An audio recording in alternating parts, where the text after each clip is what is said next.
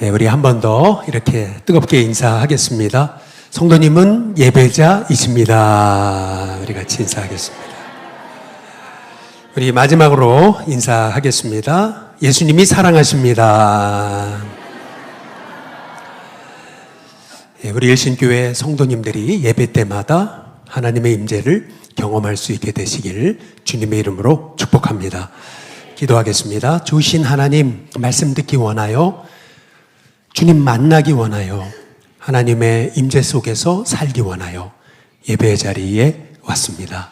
하나님, 오늘도 하나님 손에 꽉 붙잡혀서 세상 속으로 나아갈 수 있게 우리의 심령에 주의 영으로 충만한 은혜를 허락해 주옵소서.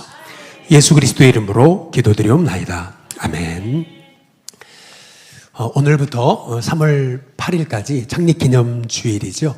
한 약 3, 4주 동안 예배에 관한 말씀을 요한계시록을 통해서 함께 은혜를 좀 나누고자 합니다.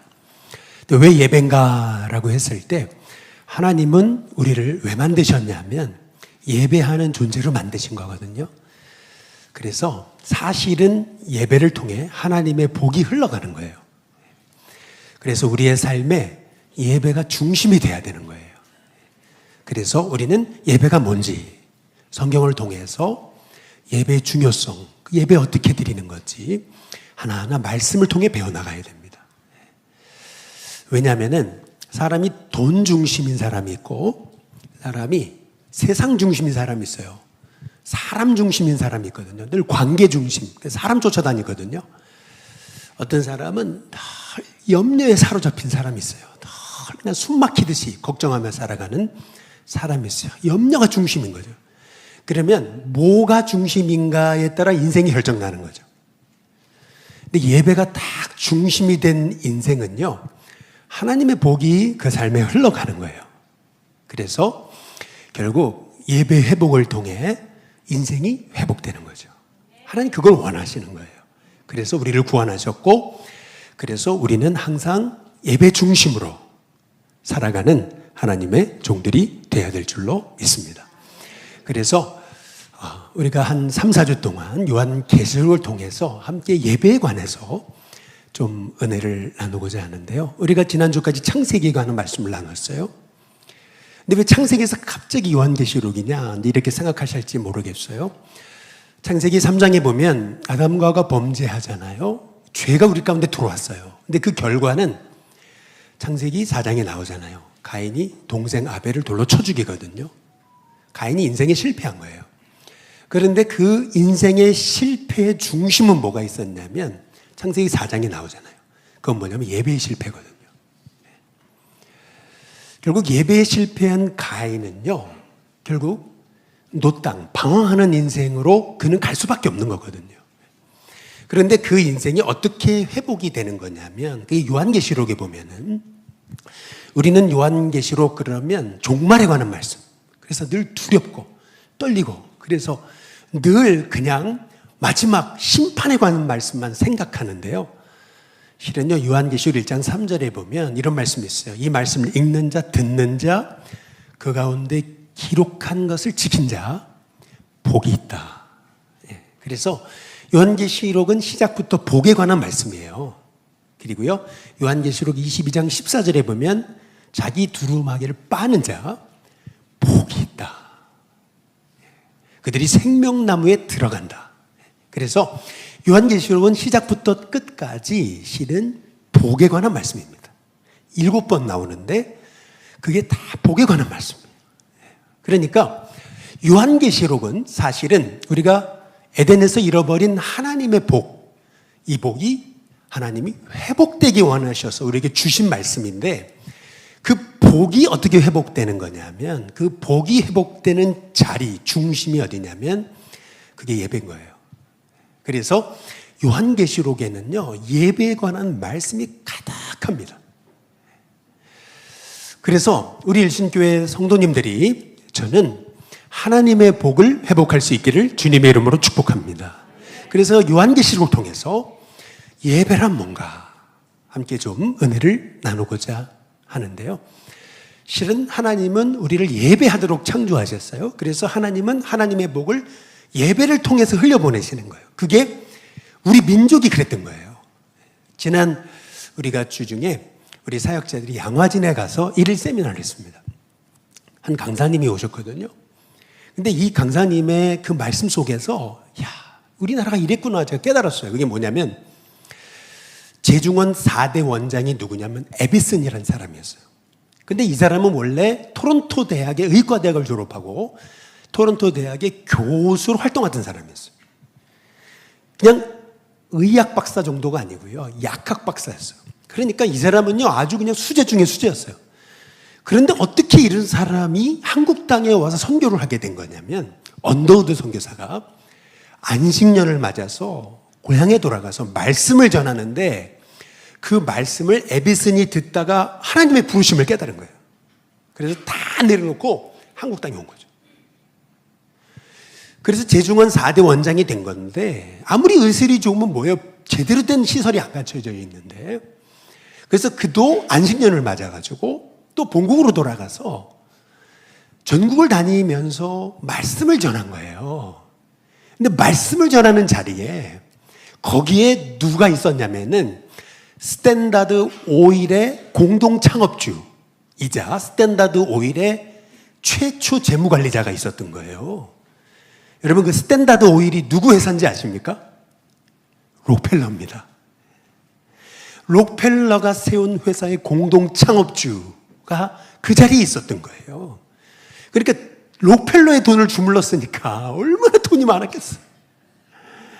이 사람이요, 노년이 되면서 하나님 나에게 허락하신 이 물질의 복을 주의 영광으로 쓰고 싶은데 어디에다 써야 되겠습니까? 하나님 앞에 기도하고 있었어요. 근데 에비슨이 안식년에 와서 말씀을 전하는데 그런 거죠. 여러분의 재물이 주의 영광을 위해 쓰임받고 싶지 않습니까? 저 한국 땅이라는 나라가 있는데 정말 많은 사람 죽어가고 있는데 병원이 필요합니다. 그렇게 선포하며 설교한 거예요. 그런데 그 음성을 듣던 이 사람이요, 거기서 하나님 앞에 예물을 드린 거예요. 그 헌금의 액수가 얼마 되는가 아십니까? 우리나라 돈으로 1,000억이에요. 여러분, 그 1,000억을 하나님 앞에 이제 드려서 결국에는 우리 한국 땅에 병원을 세우는데, 여러분, 그 병원이 그분의 이름을 딴 게 뭐냐면 세브란스입니다. 저는 이 얘기를 들으면서 그래, 맞아. 이 하나님의 이 한국 땅에 일어났던 선교의 역사는 결국 예배의 자리에서 모든 하나님의 복이 이어진 거예요. 다시 말해, 우리 한국 교회가 여기까지 올 수 있었던 이유는 뭐냐면, 우리 한국 교회는요, 예배에 목숨 건 거예요. 예배 중심에 그 성도들이 있었기 때문에 하나님이 이 민족을 여기까지 이끌으신 거예요. 그렇다면 우리가 다시 하나님의 복을 회복하려면 어떻게 되겠습니까? 이 예배를 회복해야 되겠죠. 그래서 저는 우리 일신교회 성도님들과 함께 한 3, 4주 이 예배를 우리가 어떻게 바라보고 우리가 드리고 예배를 어떻게 우리가 생각해야 되겠는가, 함께 은혜를 나누고자 하는 것입니다. 먼저 여러분, 예배란 무엇일까요? 우리 요한복음 한번 1장 9절에 한번 보시면, 나 요한은 너희의 뭐라고요? 형제다, 이렇게 얘기하잖아요. 예수의 환난과 나라와 참음에 동참하고 있는 자다, 이렇게 얘기하잖아요. 여러분, 지금 요한은 90이 넘은 백발의 노인입니다. 그런데 이 90이 넘은 백발의 노인이요, 젊은 청년들한테 나가 너희 형제다, 이렇게 얘기하죠. 내가 주님의 사랑을 받는 내가 그래도 사도거든? 목에 힘주고요, 내가 사도라니까? 이게 아니고요, 나는 너희의 형제다. 여러분, 여기서 알 수 있는 게 뭐예요? 이 요한의 겸손을 보는 거예요. 이 요한이 이렇게 겸손할 수 있었던 원인은 뭐냐면요, 그거거든요. 내가 잘나서 구원받은 게 아니에요. 내가 잘나서 여기 예배의 자리에 있는 게 아니에요. 내가 예배의 자리에 있는 거 하나님 은혜예요. 여러분, 그렇다면은요, 한번 생각해 보세요. 누가 예배 드릴 수 있는 건가? 그것은 죄 용서함을 받아 하나님의 은혜를 경험한 성도가 드리는 게 예배인 거예요.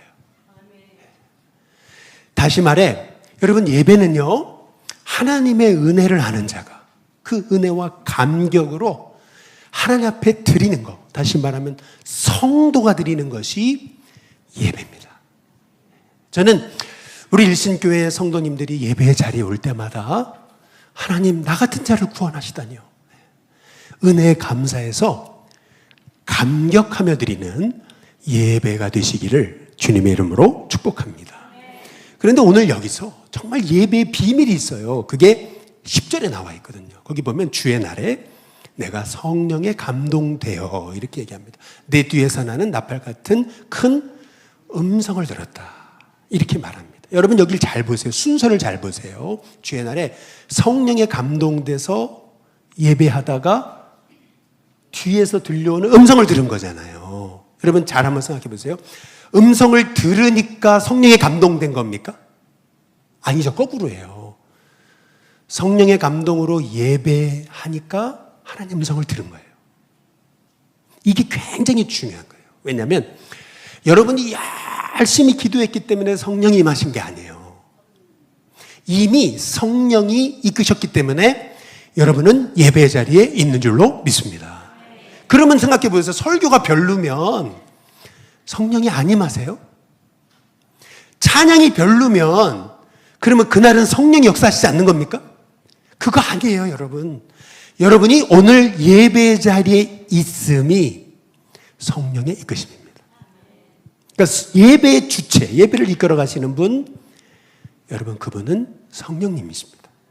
그러니까 여러분이 예배 자리에 올 때마다 성령님의 이끌림을 받아 예배 자리에 온 거예요. 그러니까 여러분은 뭘 귀 기울여야 되냐면 성령님이 내게 뭘 말씀하시는가. 여러분, 성령님의 이끌림을 받아 예배 드리시기를 주님의 이름으로 축복합니다.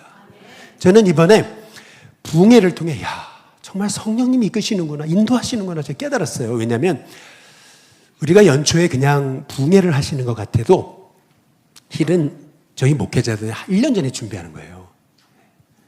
어떤 분을 모셔야 되나 참 기도 많이 하고요. 우리가 지난 8월 달에 목회 세미나를 가기 전에 우리 사역자들한테 숙제를 줬어요. 어떤 분을 모셨으면 좋겠나. 그래서 각각 5분 이상 추천해라 그래가지고 9월 달에 세미나를 가가지고 쫙 리스트를 보면서 누가 좋을까. 많은 그런 목회자를 리스트업 해가지고 누가 좋을까. 근데 마음에 확신이 없는 거예요. 그냥 결정을 못하고요. 그냥 세미나가 끝났어요. 근데 시간이 막 다가오잖아요. 모시긴 모셔야 되는데. 근데 우리가 지난 10월에 중국 선생님 목회기 우리 성지순례 갔다 왔잖아요. 근데 이 성지순례가요, 실은 코로나 때문에 6년 만에 열린 성지순례거든요. 근데 딱 성지순례를 갔는데 우리 정동제일교회 최영태 목사님도 오셨는데 딱 그분을 거기서 딱 보는 순간, 그 전에도 봤어요. 근데 딱 거기서 보는 순간 갑자기 마음에 감동을 주시더니 이분을 모셔야 되겠다는 거예요. 제 생각에.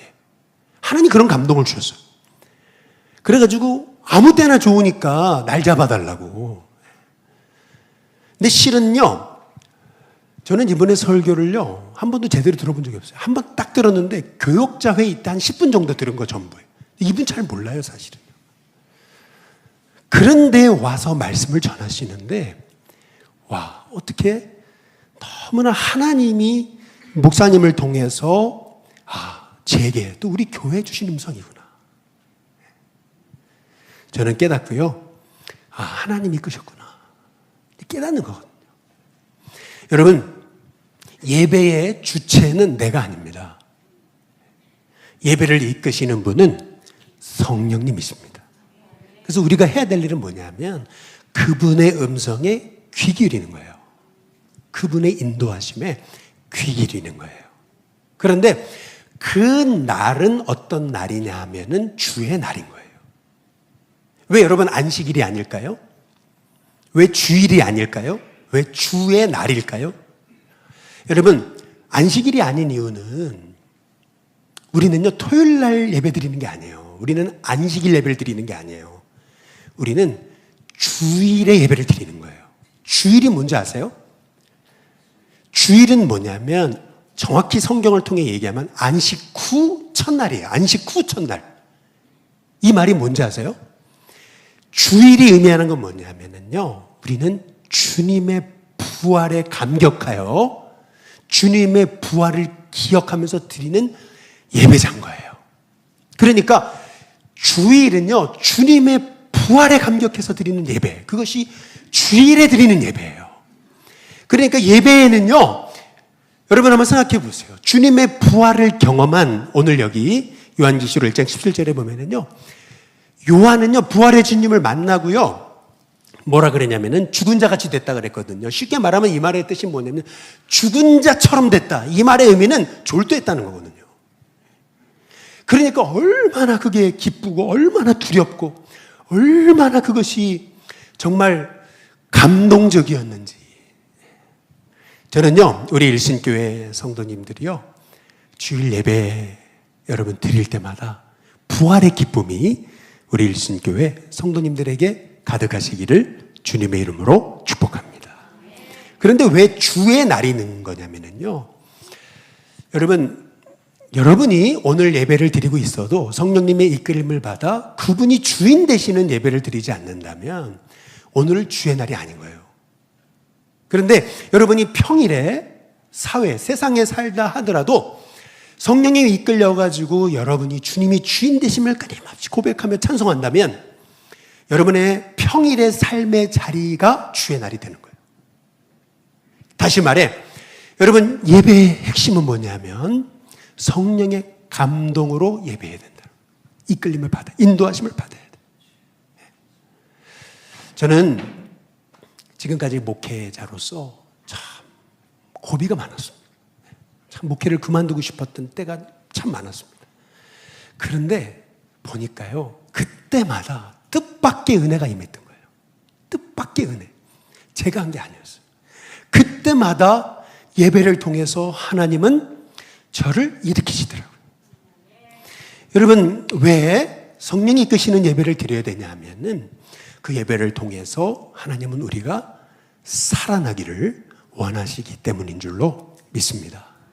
성령의 이끌림을 받아 예배드리면 어떤 은혜가 있는 거냐면, 두 번째, 10절에 한번 보시면은 이렇게 얘기하잖아요. 주의 날에 내가 성령의 감동되어 성령의 이끌리심을 받아서 예배하니까요, 어떤 은혜를 경험하는 거냐면 내 뒤에서 나는 나팔 소리 같은 큰 뭘 들어요? 음성을 듣잖아요. 여러분, 예배의 자리는요, 하나님의 음성을 듣는 자리입니다. 근데 그냥 음성이 아니에요. 이 말씀 다시 잘 보세요. 내 어디에서 들리는 음성이에요? 앞이 아니고 뒤입니다. 왜 앞이 아니고 뒤일까요? 뒤에서 음성이 들렸다는 건요, 뜻밖의 음성이 들린 거예요. 예상치 못한 음성이 들리는 거예요. 근데 그 음성이 들릴랑 말랑 세미한 음성이 아니에요. 나팔 소리 같은 어떤 음성이요? 큰 음성이었어요. 여러분, 이게 의미하는 게 뭘까요? 예배의 자리는 어떤 자리냐면요, 하나님의 음성을 듣는 자리인데 그 음성은 내가 전혀 생각지 못한 음성인 거예요. 근데 그 음성은 나의 죽었던 그 영혼을 깨우는 거예요. 나팔 소리 같은 큰 음성, 정신이 번쩍 드는 거예요. 여러분, 왜 우리가 성령의 이끌리심을 받아 예배를 드려야 되냐면은 그래야 내가 정신이 깨어납니다. 내가 그래야 살아나는 거예요. 예상치 못한 뜻밖의 음성이 들려올 때, 여러분, 그때 저와 여러분은 살아나는 은혜를 체험하게 될 줄로 믿습니다. 여러분, 이대에 그 사회복지학과 교수로 오게 된 이지선 교수가 있잖아요. 우리 교회 왔었잖아요. 우리 교회 와서 했던 얘기가 뭐예요? 불의의 교통사고를 당해가지고 수십 번 이렇게 이식수술을 받았는데 이제 사회에 나가야 되잖아요. 다 치료받고. 그런데 의사 선생님이 하셨던 말씀이 그 몰골을 가지고 세상에서 살 생각하지 말라고. 왜냐하면 사람들이 손가락질하고 괴물이라 그럴 거라고. 어떻게 그런 말씀을 하셨는지 모르지만 여러분, 그런 말을 듣고 그런 몰골을 가지고 어떻게 세상에 나가요? 그런데 예배의 자리에 왔잖아요. 처음 세상에 나온 게 예배의 자리인데, 예배가 다 끝났는데 목사님이 기도를 해주시는데 그 첫 마디가 사랑하는 내 딸아. 근데 그게 하나님의 음성으로 들려졌대요. 음성, 뜻밖의 하나님의 음성, 내 영혼을 깨우는 나팔소리 같은 그 큰 음성이 들려진 거죠. 그랬더니 사람들이 손가락질로 괴물 같다 그러고, 저렇게 야 사람의 얼굴이 이상하다 그러고, 전혀 사람들의 손가락에 영향받지 않는. 그래서 이분이 쓴 책이 제목이 뭔지 아세요? 지선아 사랑입니다. 하나님의 음성 붙잡은 거잖아요. 저는요, 우리 일신교회 성도님들이요, 내 뒤에서 뜻밖에 들려오는 나를 깨우는 나팔 소리 같은 그 놀라운 음성을 예배 자리에, 예배를 통해 예배의 자리마다 들을 수 있는 귀한 은혜가 있게 되시기를 주님의 이름으로 축복합니다. 근데 여러분, 그 음성은 어떤 음성이냐 하면은 15절에 한번 보시면 그 음성은 많은 뭐 같다고요? 물소리 같다 그랬습니다. 많은 물소리. 여러분, 그게 뭘까요? 제가 한번 시연해 드릴게요. 많은 물소리가 뭔지. 한번 여러분 박수 한번 제가 스탑할 때까지 한번 크게 한번 쳐줘 보세요. 한번 시작. 예, 됐습니다. 한번 잘 한번 여러분 이 소리를 들어보세요. 이 소리 한 10배 정도, 100배 정도 되는 게 이게 많은 물소리거든요. 예. 제가 나이아가라 폭포의 그 중심에 들어가 봤거든요. 배를 타고 싹 들어가는데요. 야, 그때 저는 깨달았어요. 와, 이게 많은 물소리구나. 여러분, 지금 요한이 살고 있는 삶의 자리는요, 기독교인들이 핍박당하고 사자밥이 되고 자기도 밤모섬에 끌려오는 정말 절망이 가득한 그런 환경이었어요. 근데 뜻밖의 음성을 듣잖아요. 그게 뭐냐면은 내 뒤에서 들려지는 많은 물소리와 같은 하나님 음성. 그건 뭐냐면 막 박수소리 같은 거거든요. 하나님은 요한에게 얘기하시는 거예요. 괜찮아. 일어날 수 있어. 너 죽지 않아. 너 회복될 거야.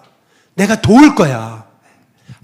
우리 하나님이요, 요한에게 많은 물소리와 같은 음성으로요, 3가지를 얘기하시는 거예요. 그 3가지가 뭐냐면 17절에 보시면 첫 번째, 그게 뭐냐면 두려워하지 말라는 거예요. 두 번째, 나는 처음이고 마지막이다. 알파와 오메가가 된다. 너의 삶을 내가 주관하고 있다. 처음부터 마지막까지 주관하고 있다. 그리고 18절에 보니까 나는 지금도 살아있다. 그래서 사망과 음부에 뭘 가져요? 열쇠를 가졌다. 도미티안 황제가 그리스도인을 핍박하고 정말 절망 가운데 있는 것처럼 보여도 아니야, 내가 널 붙들고 있어. 사망과 음부의 열쇠는 나에게 있지 로마 황제에게 있는 게 아니다. 여러분, 이 말대로요, AD 96년에 도미티안 황제는요, 갑자기 암살당합니다. 역사가 그래요. 그리고 네르바라고는 황제가 그 다음을 이었는데요, 네르바는 기독교에 비교적 관대했습니다. 그래서 요한은 밤모섬에 풀려나요. 그리고 에베소에 가서 말씀을 기록했던 게 요한계시록입니다. 여러분, 우리 인생이 너무나 암울하잖아요. 숨이 막히잖아요. 정말 내 눈앞에 보이는 것은 절망이잖아요. 그러나 예배를 통해 내가 생각지 못한 하나님의 음성을 들을 수 있다면, 여러분, 저와 여러분은요, 그 절망의 환경 중에도 일어나서 여러분의 인생이 회복되는 은혜를 체험하게 될 줄로 믿습니다. 그래서요, 예배에 진짜 축복이 있어요. 그게 뭐냐면은 한번 1장 11절을 한번 보시면, 이르되 내가 뭐 하는 거예요? 보는 거라 그랬잖아요. 그걸 써라 그렇게 얘기하거든요. 요한계시록 1장 9절에서 20절까지 5번 나오는 단어가 있어요. 제일 많이 나오는 단어. 그것은 뭐냐면은 보다라는 뜻입니다. 보다라는 말. 예배의 가장 큰 축복은 뭐냐면은요, 예배를 통해서 내 영의 눈이 떠지는 겁니다. 세상이 볼 수 없는 것을 보는 겁니다. 저는 우리 일신교회 성도님들이 꼭 예배에 승리하시기를 주님의 이름으로 축복합니다. 예배에 승리하면요, 영의 눈이 떠지는 거예요. 세상이 볼 수 없는 걸 보는 거예요. 지금 현재 있는 문제를 보는 게 아니고 배후에 하나님이 계획하신 그 놀라운 하나님의 계획을 보는 거예요. 그래서요, 이 요한이 뭘 봤나, 이게 되게 중요합니다. 뭘 봤나. 여러분 한번 13절을 보시면은요, 요한이 본 건 뭐냐면 촛대 사이에 어떤 분이요? 인자 같은 분. 그분이 누구세요? 예수님이세요. 근데 그분의 모습이 14절에 보니까 머리와 털의 색깔이 희기가 흰 뭐 같아요? 양털 같아요. 눈 같다. 너희 죄가 진홍같이 붉을지라도 양털같이 희게 되리라. 여러분, 이 말의 의미가 뭐죠? 내 죄를 용서하신 예수님을 요한이 본 거죠. 그리고 14절에 보니까 그의 눈은 뭐 같아요? 불꽃 같다. 불꽃이 의미하는 게 뭐예요? 아주 그냥 활활 타오르는 열정이잖아요. 나 같은 죄인을 용서하셨을 뿐만 아니라 나를 사랑하시는 그 열정을 가지고 사랑하시는 그분. 그런데 15절에 보니까 그의 발은 어때요? 풀무불에 단련한 빛난 주석 같아요. 풀무불에 단련했다. 고난을 통과했다는 거 아니에요? 나 대신 십자가에 죽으사 발에 못이 박혔잖아요. 내 고통과 내 아픔을 다 하시는 분이요, 그분의 발은요 풀무불에 단련한 빛난 주석 같아요. 내 아픔을 아세요. 그런데 16절에 보니까 그분의 얼굴은 어때요? 해가 그냥 비치는 게 아니고 어떻게 비쳐요? 힘있게, 해가 힘있게 비치는 것 같더라 라고 말하잖아요. 여러분, 예배를 통해 사람 보지 마시기를 주님의 이름으로 축복합니다. 예배 자리에 왔는데 자꾸 사람이 보이거나 누가 어떻다더라, 뭐가 어떻다더라. 여러분, 우리가 가장 주의해야 될 부분이 이런 부분이죠. 우리는요, 예배를 통해 꼭 예수님을 보셔야 돼요. 꼭 예수님을 봐야 돼요. 제가 좀 설교를 못하고 찬양다가 찬양을 좀 못하고 기도가 조금 부족해도요, 우리가 바라봐야 될 분은 누구예요? 예수님이세요. 그러니까 교회는 여러분 왜 나오는 거냐면 실은요, 주님 보기 위해 나오시는 거예요. 근데 그분의 모습이 어떤 모습이냐면은 16절에 한번 보세요. 16절에 보면 그의 오른손에 뭐가 있어요? 7별. 여러분 잘 보세요. 그의 오른손에 7별이 있거든요. 별이 의미하는 게 뭐냐면 다니엘서 12장 3절에 보면 많은 사람을 옳은 대로 돌아오게 한 자 별과 같이 영원토록 비친다 그랬어요. 그러니까 이 별이 의미하는 건 뭐냐면 주의 뜻대로 살아가는 성도, 주의 뜻대로 살아가는 성도를 주님이 오른손으로 붙들고 계시는 거예요. 근데 왜 7별인 줄 아세요? 7별이 왜요? 7 완전수거든. 여러분, 우리가 봐야 되는 것은 뭐냐면요, 사실은 세상에 벌어지는 문제와 환난과 고통이 아니에요. 여러분이 봐야 되는 것은 그럼에도 불구하고 내 삶을 오른손으로 붙잡고 계시는 그 예수님, 부활의 주님, 그 주님을 바라봐야 될 줄로 믿습니다. 왜 그분을 바라봐야 되는 거냐면은 여기 여러분 너무나 중요한 말씀이 있어요. 그것은 16절에 나와 있거든요.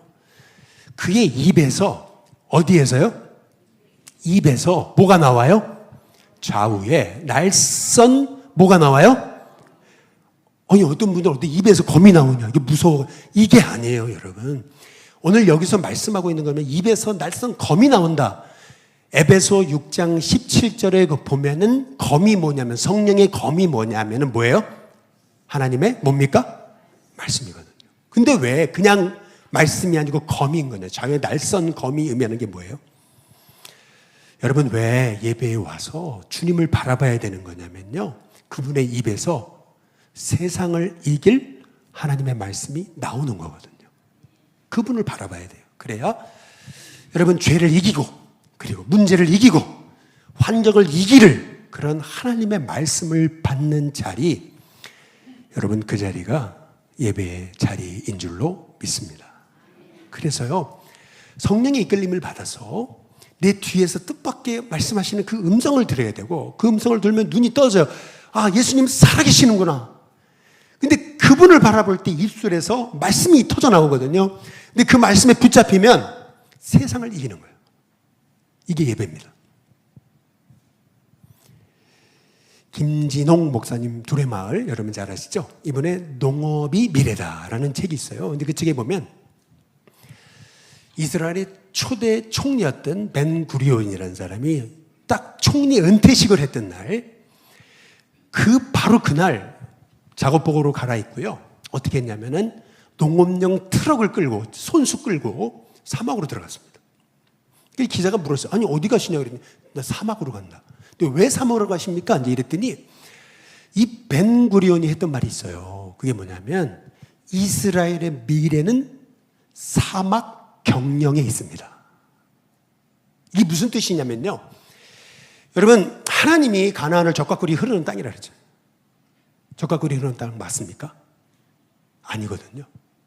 왜냐하면 이스라엘은 반 이상이 광야고 사막입니다. 근데 땅 크기가요, 남한의 10분의 1도 안 돼요.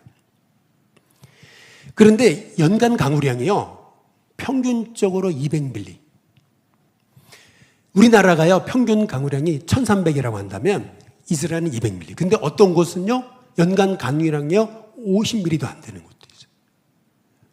그러니까 흙을 딱 쥐어서 딱 하면은요, 먼지만 쫙 나는 곳이 이스라엘이에요. 어떻게 그게 젖과 꿀이 흐르는 땅입니까?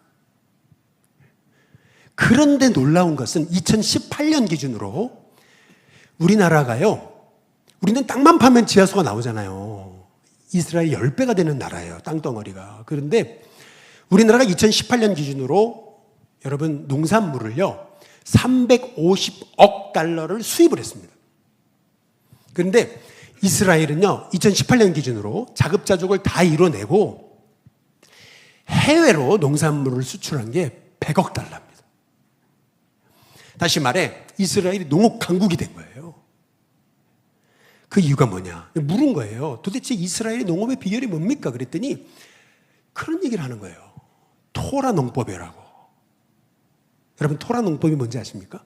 토라가 뭐냐면 율법, 말씀이거든요. 말씀 농법이라는 거예요. 이게 뭡니까? 이렇게 했더니 이사야서 43장 한번 18절 그 이유를 한번 찾아보라는 거예요. 여러분, 그 말씀이 뭐냐면 제가 읽어드릴게요. 너희는 이전 일을 기억하지 말고 옛날 일을 생각하지 말라. 보라, 내가 새 일을 행하리니 이제 나타낼 것이라.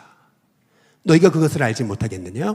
반드시 내가 광야에 길을, 사막에 강을 내겠다.